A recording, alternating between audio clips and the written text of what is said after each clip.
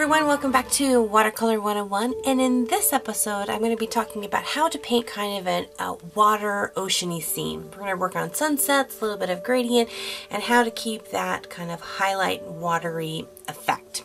So for this piece, I would highly recommend that you go ahead and tape your edges because we're going to be working with a lot of water on the majority of our paper. Anytime you cover the majority of your paper with water, you're going to get a lot of buckling and bending, so it's just best if you tape it down. What I'm going to do first is I'm actually going to take my ruler, my handy dandy ruler, and I'm going to go ahead and draw my horizon line. A thing to also note is you don't want to just necessarily find the middle and draw your horizon line.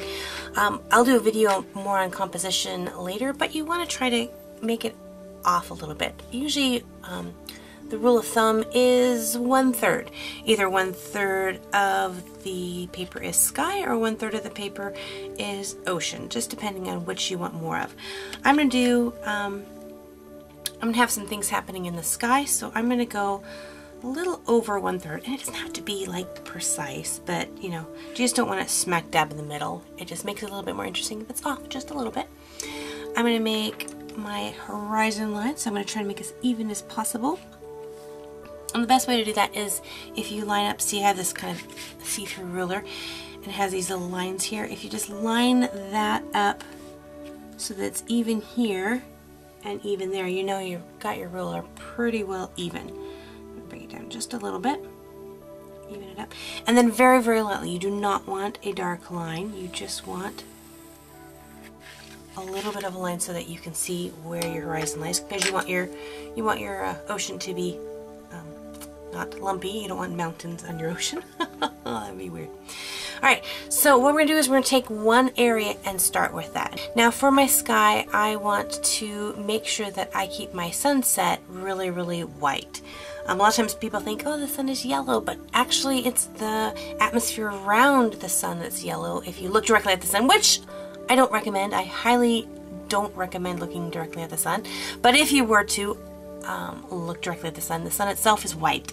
So as I begin to lay out my wash, and I'm just going to put a full wash right in here, I'm going to really concentrate my water on a lot up here, and as it gets closer here, I'm not going to have a really thick water area.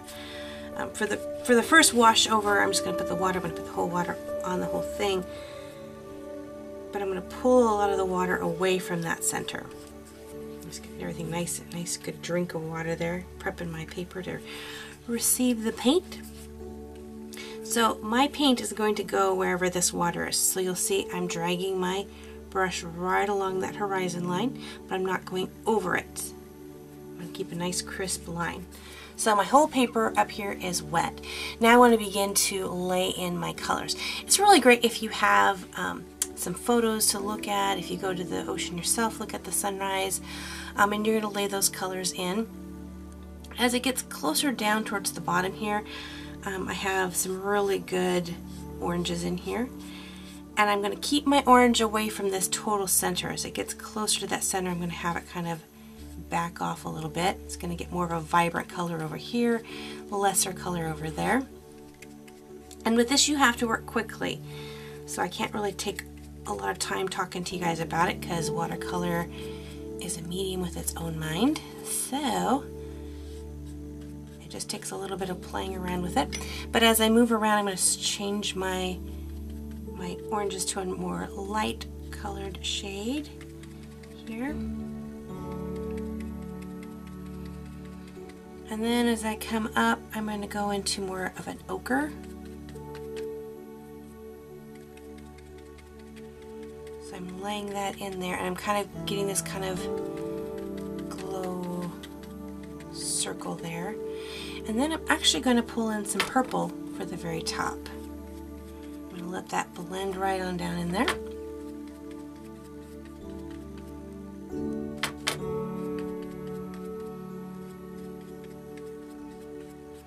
It's going to give me a really kind of cool little sunset. And you can go as vibrant or as muted as you want. Just depends. Now for the center here, I'm going to pull in a really vibrant yellow, and I'm going to dab vibrant yellow. There we go. I'm going to dab this in here, and then with a clean brush, I'm just going to start sweeping this around and smoothing it out just a little bit.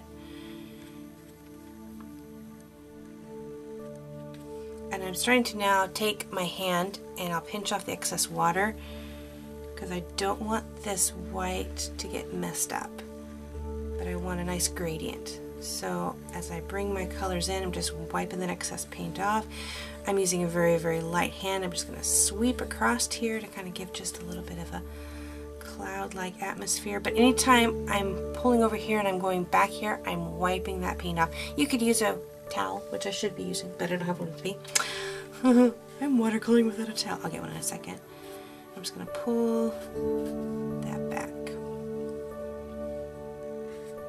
And there we go.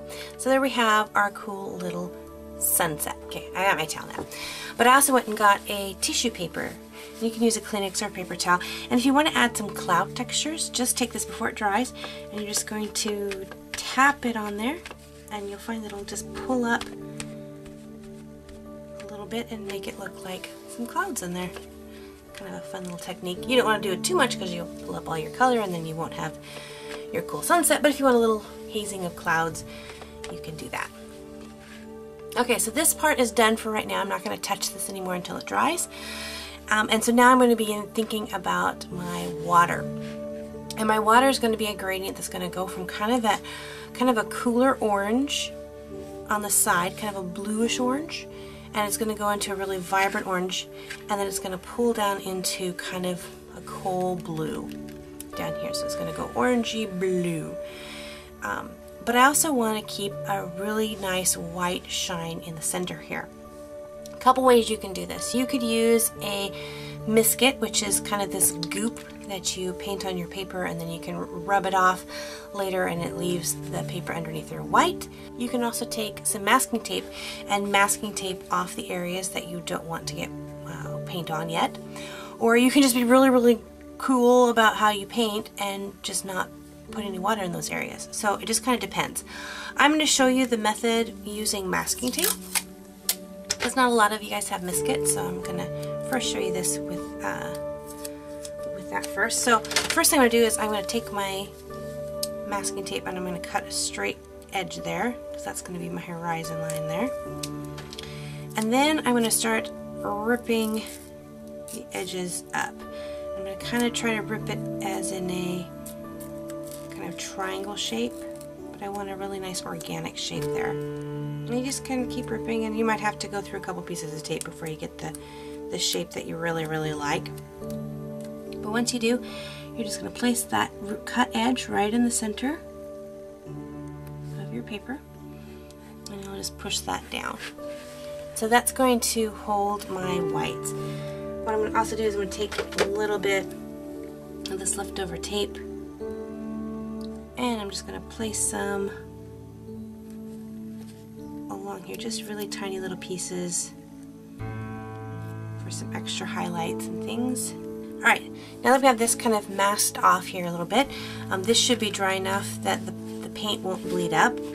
If you don't see any kind of shine and it's, you know, it's a little dry to the touch, you should be okay. So I'm going to go ahead and add in my wash. I'm going to wash the whole thing with my water, and I'm going to keep that really crisp line. I'm not going to go up into the sky. I'm just going to go right across there. It's the only part you have to be super careful with, is you want to just keep that really crisp line. Okay, so now I'm going to go ahead and start mixing up my colors. And again, I'm going to take some nice orange color here. I'm going to put that right in to the center there, and I don't have to worry about my white spot because my tape is going to keep that nice there. I'm going to run that all the way down, kind of like this V format. And then I'm going to just sweep out some random tendrils of this. Just brush it out just a little bit, so gradients out just a bit.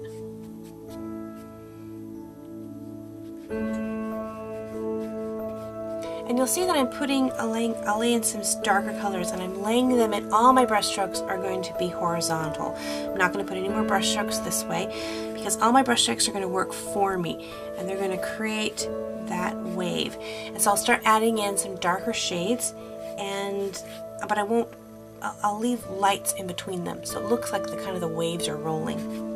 And again, I have to move kind of fast with this, so I'm going to jump over here. I'm going to grab some blue, mix it a little bit with some orange, So it kind of gets that little bit of a gray color to it. And again, I'm just going to sweep that into this, into the paint. And again, using those horizontal lines. And keep a lot of water on your paper. See, my paper's already kind of starting to dry out because I'm talking too much. I'm not talking too much. But you can always add a little bit more water and revive it a little bit there. And you want to make sure that you're really going straight across, that you're not doing an arch. It's really tempting to do an arch, that you're just pulling it straight across.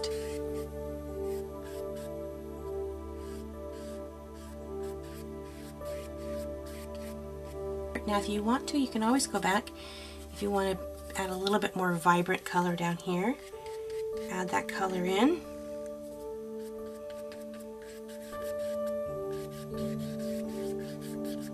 And again, when you're pulling this over, you don't want to paint everything that shade. You want the light to be able to dance in between the waves. And so I'm having these really nice lines going through here.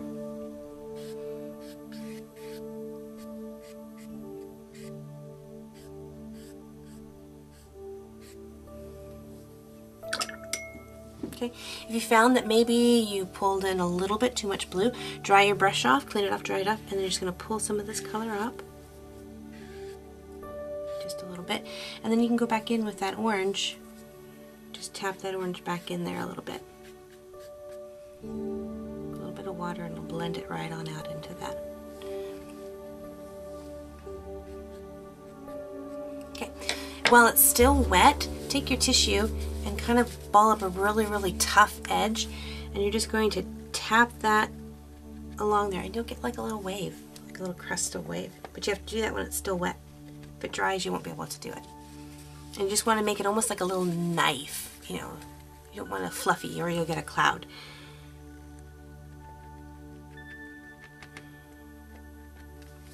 And you don't want to overdo that either too much, you know, because it'll draw. It won't look as cool if you do it too many times, but it's pretty fun. Alright, so we have our waves coming in, and I'm going to let this now sit and dry. I'm not going to add any more to it, because the more I add to it, except I'm going to fix this line, it's a little curvy. There, now I'm going to stop playing with it.